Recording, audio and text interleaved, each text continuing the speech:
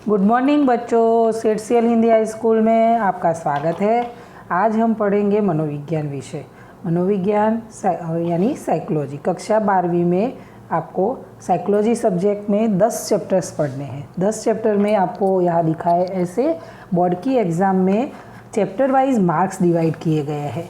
तो chapter wise marks रहेंगे। सबसे पहला चैप्टर है 12 नंबर का संवेदन, ध्यान एवं प्रत्यक्षीकरण। दूसरा चैप्टर है सीखने की क्रिया, वो 14 नंबर का रहेगा। तीसरा चैप्टर है बुद्धि, वो 12 नंबर का रहेगा। चौथा चैप्टर है मनोभाव एवं पूर्वग्रह, वो 6 नंबर का। पांचवा मनोभार एवं स्वास्थ्य, वो 6 नंबर का। छठा चैप्टर है मनोविकृतियाँ, वो 8 नंबर का रहेगा। सातवां चैप्टर है सलाह और मनोपचार, तो वो 12 नंबर का रहेगा। आठवां चैप्टर है पर्यावरण और व्यवहार, वो भी 12 नंबर का रहेगा। नौवां चैप्टर है संगठनात्मक मनोविज्ञान, वो 8 नंबर का रहेगा। और अंत में 10वां चैप्टर है सकारात्मक मनोविज्ञान, वो 10 नंबर का रहेगा। तो टोटल मिलाकर ऐसे 100 नंबर का आपको बोर्ड की एग्ज़ाम में जो पेपर पूछा जाता है उसके आधार से चैप्टर वाइज यहाँ मार्क्स आपको डिवाइड किए गए हैं। तो अब यहाँ आपने देखेंगे सबसे पहला चैप्टर है संवेदन, ध्यान एवं प्रत्यक्षीकरण। तो अपने को अपने अलग अलग समझेंगे शब्दों का मीनिंग। तो सबसे पहले आप लोग 11वीं में मनोविज्ञान सब्जेक्ट पढ़ चुके हो। मनोविज्ञान एक मानव व्यवहार का विज्ञान है। मानव व्यवहार मनोविज्ञान के विषय में सबसे केंद्र स्थान पर है। मानव को प्रभावित करने वाले अनेक परिबल हैं। मानव जो वर्तन करता है उसमें सबसे महत्वपूर्ण परिबल है व्यवहार को प्रभावित करने वाला, वो शरीर तंत्र है। उसकी शरीर तंत्र की रचना, कार्य, शरीर तंत्र के द्वारा अनुभव होने वाले संवेदन एवं मानव द्वारा किया गया अर्थघटन, यानी जो अपने रचना जो अपने अंदर बॉडी की है उसका कार्य है। शरीर के तंत्र द्वारा, अपने बॉडी के तंत्र द्वारा अपने जो संवेदन एवं जो होने वाले अनुभव है उसका संवेदन एवं मानव द्वारा किया गया अर्थघटन। तो अपने जो अर्थघटन करते हैं वह मानव व्यवहार को प्रभावित करता है। मनुष्य अपने आसपास के जगत के अनुभव की जानकारी ज्ञानेंद्रियों द्वारा प्राप्त करता है, यानी कि अपने बाह्य जगत जो है उसका पूरा अनुभव जो करता है व्यक्ति अपनी बॉडी की जो इंद्रियां जो होती है उसके आधार से करता है। बाह्य जगत के हुए अनेक उद्दीपकों में से अमुक पसंदगी युक्त उद्दीपक, यानी सभी उद्दीपक के प्रति व्यक्ति का ध्यान केंद्रित होता नहीं है। तो बाह्य जगत पूरा है, उसमें अपने रोज जहाँ से निकलते हैं वहाँ भी अपने कोई ऐसी जगह होगी जो जिसकी ओर अपना ध्यान कभी गया नहीं होगा। और मानो जब उसकी ज़रूरत पड़ती है तब मानो फॉर एग्जांपल कि अपने रोज़ वहाँ से निकल रहे हैं पर अमुक दुकान ऐसी है कि जो अपने लक्ष्य में ही नहीं होती है, अपने उस पर ध्यान ही नहीं गया होता है, तो वो पसंदगी युक्त उद्दीपक अपना नहीं है। पर जब अपने को आवश्यकता पड़ती है तब अपने को वहाँ से निकलते हैं और देखते हैं तो पता चलता है कि वो वस्तु या दुकान वहाँ ही है। तो अपनी जो मानसिक एकाग्रता अपने जहाँ केंद्रित करते हैं तो बाह्य जगत में अपनी जहाँ पसंदगी होती है वहाँ अपना ध्यान ज़्यादातर वहाँ ध्यान जाता है। ये एकाग्रता जो केंद्रित करके वह जगत के विषय में अपने जो पूरा बाह्य जगत के उसके विषय में अपना भूतकाल के अनुभव, यानी पहले जो अनुभव हुए हैं वो एवं शिक्षा के आधार पर वह उद्दीपक का अर्थघटन करता है। और जो अर्थघटन करता है यानी कि कोई व्यक्ति को पहले जो एक्सपीरियंस हुआ होता है उसके आधार पर एवं शिक्षा उसको जो समझाया जाता है, पढ़ाया जाता है, या अपने बाह्य जगत में से अपने को जो सीखने को मिलता है और उसके आधार पर व्यक्ति अनुभव से, वो कहावत है ना गुजराती में कि दूध का जला हुआ छाछ को भी फूंक फूंक कर पीता है, यानी गुजराती में कहते हैं कि दूधनो दाजो छाछ फूंकीने पीवे। तो वो अनुभव हुआ है उसको, जो जल गया है तो दूसरी बार वो छाछ को भी फूंक फूंक पे पीता है, तो वो अनुभव हुआ। और बाद में उसको घर में छोटे बच्चे होते हैं उनको मम्मी सिखाती है कि बच्चे थोड़ा दूध को ठंडा होने दो और बाद में पीना, तो वो उसी तरह से फिर सीखते हैं और सभी गर्म वस्तु के प्रति वो फिर ऐसा ही अर्थघटन करते हैं और उस अर्थघटन करने के बाद वो व्यवहार भी उसी प्रकार का करते हैं। तो यहाँ इस चैप्टर में मानव व्यवहार की इस प्रक्रिया को समझने के लिए अपने स्टेप बाय स्टेप पहले संवेदन, फिर ध्यान एवं प्रत्यक्षीकरण अपने यहाँ समझेंगे। तो सबसे पहले संवेदन अर्थात क्या? तो संवेदन यानी संवेदना या महसूस करना। मनुष्य जो कार्य करता है वो आँखों से देखता है या सुनता है, कान से, उस तरह से नाक से भी अपने जो स्मेल लेते हैं या सुगंध लेते हैं या गंध का अनुभव करते हैं। ऐसे विविध प्रकार के अपने संवेदन अनुभव करते हैं। संवेदन सबसे पहले आपको समझाऊंगी संवेदन का अर्थात। संवेदन अर्थात क्या या उसका स्पष्टीकरण। संवेदन अर्थात ज्ञानेंद्रियों के द्वारा होने वाला उद्दीपक का अनुभव। आपको ये शॉर्ट क्वेश्चन में लिखना है, आप नोट एक अलग से बना लेना। आपको ये एग्ज़ाम के टाइम ये आप जो नोटबुक तैयार करोगे वो आपको पढ़ने के लिए बहुत उपयोगी होगी। तो मैं जो साथ साथ में आपको बताती जाऊँ कि ये शॉर्ट क्वेश्चन आपको एग्ज़ाम में मददरूप होगा या पूछने जैसा है, तो आपको वो लिखना है, तो नोट कर देना। तो किसी भी प्रकार के बाह्य जगत के उद्दीपक का प्रभाव जो मनुष्य की ज्ञानेंद्रियों पर हो, जिससे उसके अंतर्वाह तंतु उत्तेजित होकर मस्तिष्क के निश्चित हिस्से तक पहुंचते हैं और वो संदेशा पहुंचाते हैं। तो कोई भी बाह्य उद्दीपक जो है वो मनुष्य के शरीर के अंदर जो इंद्रियां है वह पर उस पर उसके अंतर्वाहु तंतुओं को उत्तेजित होकर अपना जो मस्तिष्क का निश्चित हिस्सा है वहाँ तक पहुँचाता है संदेशा, और वो संदेशा व्यक्ति को संवेदन के रूप में उसे पहचाना जाता है। तो वहाँ तक आपको लिखना है, समझाना है संवेदन अर्थात क्या।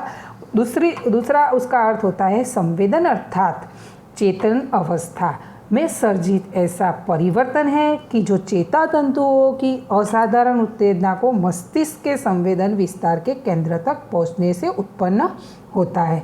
तो दूसरा ये भी मीनिंग होता है कि चेतन अवस्था में सर्जित, यानी कि अपने जो चेतन अवस्था होती है, अपने चेतन और अचेतन ऐसी दो अवस्थाएं होती है, उसमें ऐसा सर्जित परिवर्तन कि जो चेता तंतुओं की असाधारण उत्तेजना को मस्तिष्क के संवेदन विस्तार के केंद्र तक पहुंचाता है। अपने मस्तिष्क तक अपनी जो चेता तंतुओं की जो उत्तेजना है उसको अपना मस्तिष्क, अपना पूरा बॉडी जो है वो उसका केंद्र स्थान कहा जाए तो वो मस्तिष्क है। मस्तिष्क तक वो संदेशा पहुंचाता है और वो उसके आधार से अपने केंद्र जो है मस्तिष्क के अंदर, उसके आधार से व्यक्ति उसको महसूस करता है। तो ये सभी संवेदन की अनुभव जो है उसकी विशेषताओं को ध्यान में रखते हुए संवेदकों को 3 विभागों में विभाजित किया है। जो सबसे पहला है बाह्य संवेदक, शारीरिक संवेदक और आंतरिक संवेदक। ये प्रश्न भी आपको अलग से नोट करना है कि संवेदक को कितने विभागों में विभाजित किया गया है, तो 3। और कौन से? तो बाह्य संवेदक, शारीरिक संवेदक और आंतरिक संवेदक। अब बारी बारी आपको मैं एक एक समझाऊंगी, तो वो शॉर्ट क्वेश्चन में आप लिख लेना कि 3 प्रकार और उसके नाम। बाकी बाह्य संवेदक अर्थात पर्यावरण में जो अपना बाह्य पर्यावरण में है वो रहे हुए विविध उद्दीपक जैसे कि प्रकाश, ध्वनि, गर्मी, ठंडी, स्पर्श, दबाव, ऐसे आदि विविध रसायनों में से होने वाले परिवर्तन हमारी विविध ज्ञानेंद्रियों को उद्दीपित करते हैं। तो बाह्य संवेदक, बाह्य यानी प्रकाश है वो बाहरी है, गर्मी भी बाहर से ही अपने को महसूस होती है, ठंडी भी जब बाहरी जगत में ठंडी ज़्यादा बढ़ जाती है तो अपने को ठंडी लगती है, या कोई अपने को स्पर्श करता है या अपने को कोई दबाव देता है, धक्का देता है, तो वो अपने को महसूस होता है। तो अपनी जो ज्ञानेंद्रियाँ होती है वो उसे उद्दीप्त करती है और उसके परिणाम स्वरूप अपने विविध संवेदन का, ठंडी, गर्मी, उसका अनुभव करते हैं। तो ये बाह्य संवेदक हुआ। दूसरा है शारीरिक संवेदक। बाह्य पर्यावरण के परिबलों की तरह शरीर के विविध आंतरिक अवयवों की रचना, जैसे कि विविध संवेदनों के लिए जिम्मेदार है। विविध आंतरिक अवयवों की जो रचना है अपनी, वो अपने संवेदनों के लिए वे जिम्मेदार है। दृष्टि संवेदन के लिए शंकुकोष की उत्तेजना, श्रवण संवेदन के लिए सूक्ष्म बाल कोष की आदि उसके लिए जिम्मेदार है। तो शारीरिक संवेदक बाह्य पर्यावरण है, उसी तरह अपनी बॉडी के अंदर जो इंद्रियां है कि मस्तिष्क में जो चलने वाली क्रियाएं है उसमें मस्तिष्क अपना केंद्र स्थान है। दृष्टि संवेदन के लिए शंकु कोश की जो उत्तेजना है वो जिम्मेदार है। तो शंकु कोश उत्तेजित होता है तब अपने को आँख में स्पष्ट दिखाई देता है। जब कोई ऐसे अपने मस्तिष्क के केंद्र स्थान में आया हुआ जो अपना ये कोश है उसको हानि पहुंचती है तो अपने को आँख में देखने की क्षति या अपने देख सकते नहीं है। तीसरा पॉइंट है आंतरिक संवेदन। आंतरिक अवयवों में होने वाले परिवर्तन के कारण कई संवेदना का अनुभव होता है। अपनी बॉडी के अंदर, शरीर के अंदर आंतरिक परिवर्तन होने के कारण कई संवेदना का अनुभव होता है, जैसे कि अपना पेट खाली होने से भूख लगना, गला सूखने से प्यास लगना। तो जब अपनी बॉडी के अंदर आंतरिक अवयव है उसमें पेट खाली हो जाता है तो ऑटोमेटिकली अपने को भूख का अनुभव होता है। तो ये आंतरिक संवेदक हुआ। जैसे विविध संवेदना की अनुभूति एवं उनके प्रति प्रतिक्रियाओं के विषय में अलग अलग प्राणियों में अंतर दिखाई देता है, वैसे मनुष्य के बीच भी, प्राणी और मनुष्य के बीच भी अंतर है और प्राणियों में भी, अलग अलग प्राणियों में भी संवेदना अनुभव करने में अलग अलग परिवर्तन है। उसी तरह से मनुष्य और मनुष्य के बीच भी संवेदन की अनुभूति के विषय में अंतर दिखाई देता है। संवेदन का अनुभव, एक मनुष्य को ज़्यादा ठंडी लगती है, एक मनुष्य को वो ठंडी भी नहीं लगती बिल्कुल, बहुत सारी ठंडी होने पर भी, और एक मनुष्य को ऐसा होता है कि वो गर्मी बहुत लगती है, दूसरे को गर्मी लगती ही नहीं है। तो ये अपने अलग अलग मनुष्य को अलग अलग अनुभव होता है। तो इसके विषय में, अनुभूति के विषय में अंतर दिखाई देता है। वो मनुष्य अपनी इंद्रियों को विशिष्ट तालीम एवं अनुभव से सीखकर सामान्य से अधिक संवेदनशील वो बन सकता है। यानी मनुष्य को तालीम मिले और अनुभव होने के बाद वो उसमें बहुत सामान्य से अधिक उसमें संवेदनशील वो बन सकता है। आगे का पॉइंट है संवेदन के प्रकार। ये भी आपको शॉर्ट क्वेश्चन में लिखना है कि संवेदन के प्रकार कितने हैं। सामान्य रूप से वो संवेदन के प्रकार 5 है। ज्ञानेंद्रियों के द्वारा होने वाले संवेदन को क्रमिक रूप से समझे तो मुख्य 5 प्रकार है। पहला है दृष्टि संवेदन, दूसरा है श्रवण संवेदन, तीसरा है गंध संवेदन, चौथा है स्वाद संवेदन और 5वां है स्पर्श या त्वचा का संवेदन। तो सबसे पहले अपने ये आज के वीडियो में दृष्टि संवेदन देखेंगे। दृष्टि संवेदन में आपको ये आँख की रचना दिखाई गई है। वो आँख की यहाँ है बाह्य आँख है अपनी, और बाद में ये है आँख की आंतरिक रचना है। तो अपने साथ साथ में समझते जाएंगे। यहाँ दृष्टि संवेदन मानव जीवन में सभी संवेदनाओं में से सबसे महत्वपूर्ण संवेदन दृष्टि संवेदन है। आँख में आँख की रचना, उसके आंतरिक अवयव, मस्तिष्क तक जाने वाले विविध चेता तंतु और मस्तिष्क का समावेश होता है। दृष्टि संवेदन के अनुभव के लिए सबसे इम्पोर्टेंट प्रकाश की उपस्थिति आवश्यक है। तो ये प्रकाश की उपस्थिति के बिना व्यक्ति देखना असंभव जैसा हो जाता है।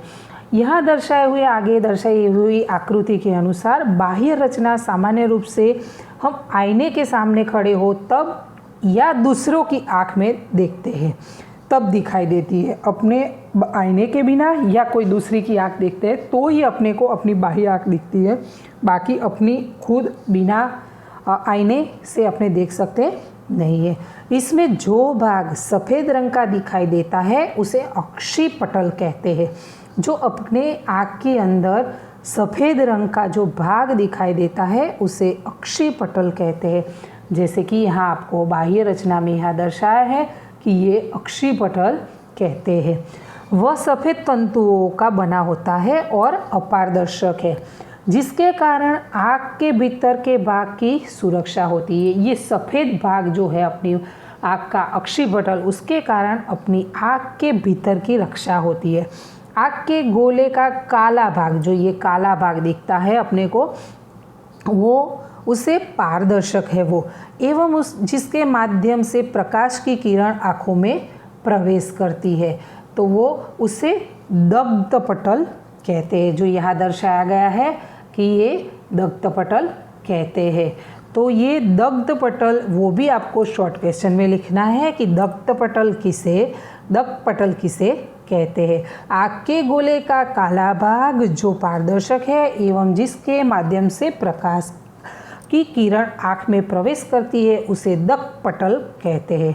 आँख के सफ़ेद भाग के बीच में दिखाई देने वाला काला मलमोटा या भूरा गोल भाग कृष्णमंडल है, जो आपको यह आकृति में दर्शाया गया है कि कृष्णमंडल के स्नायु है वो, तो जिसके रंग के कारण आँख का रंग दिखाई देता है। ये कृष्णमंडल स्नायु परस्पर जुड़े हुए या स्पर्श नहीं करते हैं।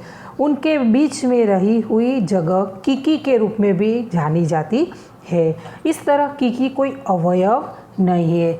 आगे है 1.1, ये अपने ने बाह्य आँख देखी, उस तरह से 1.2 ये आँख की रचना में हमारी ये जो दिखती है वो दृष्टि संवेदन के लिए सबसे पहले प्रकाश की तीव्रता आवश्यक है।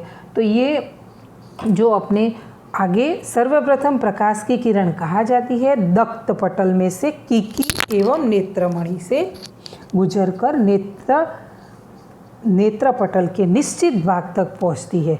तो अपना जो नेत्रमणि से गुजरकर निश्चित भाग तक, अपने यहाँ नेत्रमणि से गुजरकर निश्चित भाग तक पहुंचती है, वो है नेत्रपटल। यहाँ दर्शाया गया है कि निश्चित नेत्रपटल तक पहुंचती है। वहाँ से दृष्टि चेताओं के द्वारा वस्तु का प्रतिबिंब मस्तिष्क छाल के पश्च खंड में पहुँचता है। तो प्रतिबिंब जो यहाँ दर्शाया है उसी तरह वो कहाँ पहुँचता है, मस्तिष्क का जो छाल है उसके पश्च खंड में आए हुए दृष्टि संवेदन विस्तार में पहुंचता है। निश्चित भाग में भी वो पहुंचता है। वहाँ से दृष्टि चेताओं के द्वारा वस्तु का प्रतिबिंब मस्तिष्क छाल के पश्च खंड में आए हुए दृष्टि संवेदन, अपना मस्तिष्क जो है उसमें अपना जो दृष्टि का केंद्र है दृष्टि संवेदन का पश्च खंड, उसमें वो विस्तार में पहुंचता है, जिसके कारण दृष्टि संवेदन का अनुभव अपने को होता है। कितनी तीव्रता वाली प्रकाश की किरण नेत्रपट तक पहुंचेगी उसका नियमन कृष्णमंडल के स्नायुओं को करना होता है। स्नायुओं का संकुचन और प्रसारण पर वो आधारित होती है कि कितनी ज़्यादा तीव्रता वाली, जो बहुत ज़्यादा तीव्रता वाली अपनी प्रकाश होती है तो वो अपने आँख तक पहुंचानी है या नहीं पहुंचानी है। तो वो कृष्णमंडल के जो स्नायु होते हैं वो संकुचन एवं प्रसारण पर आधारित है। कृष्णमंडल को स्नायु प्रकाश की तीव्रता के प्रति अत्यंत संवेदनशील है। तो जो प्रकाश की मात्रा को बढ़ने पर कृष्णमंडल का स्नायुओं के विस्तार बढ़ता है। जब प्रकाश की मात्रा बढ़ जाती है तो कृष्णमंडल का स्नायु का विस्तार जो होता है वो बढ़ जाता है। उसके परिणाम स्वरूप कीकी छोटी हो जाती है। और यदि प्रकाश की मात्रा घटती है, जब बढ़ती है तो क्या होती है, कीकी प्रकाश की मात्रा बढ़ने पर क्या होता है कि कीकी छोटी हो जाती है। यदि प्रकाश की मात्रा कम होती है या घटती है तो कृष्णमंडल का स्नायु के संकुचित हो जाते हैं, जिसके परिणाम स्वरूप कीकी का कद बढ़ता है। इस तरह से जब प्रकाश की मात्रा बढ़ती है, बढ़ने पर स्नायु का विस्तार बढ़ता है और परिणाम स्वरूप कीकी छोटी हो जाती है। बाकी जब प्रकाश की मात्रा घटती है तो कृष्णमंडल के स्नायु संकोचित हो जाते हैं और कीकी जो है उसका कद बढ़ जाता है। उसी तरह से पास या दूर के पदार्थ के संवेदन के लिए नेत्रमणि या सिलिरियस स्नायु जिम्मेदार है। बच्चों, आज हमने जो देखा दृष्टि संवेदन, आज का ये लेक्चर आप अपने ख़त्म करते हैं। बाद में आगे का पॉइंट है श्रवण संवेदन, वो आपको मैं कल समझाऊंगी।